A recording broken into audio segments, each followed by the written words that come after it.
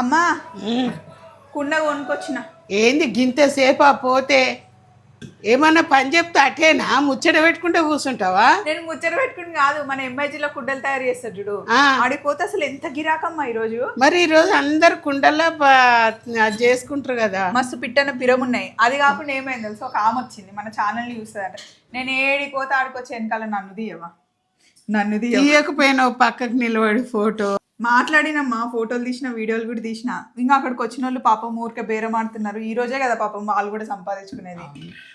చిన్న కుండలు పెద్ద కుండలు ఇది సరిపోతుంది కదా మనకి, మస్తు అవుతుంది.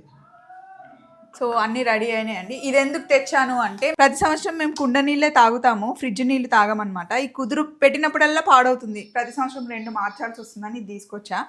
ఇందులో పెట్టేస్తే ఓ పని అయిపోతుంది అనమాట. అత్తమ్మ పచ్చడికి ఇంకా అన్నీ కలిపి పెట్టేసింది, పచ్చడి చేసేయడమే. అది కదా కుండ.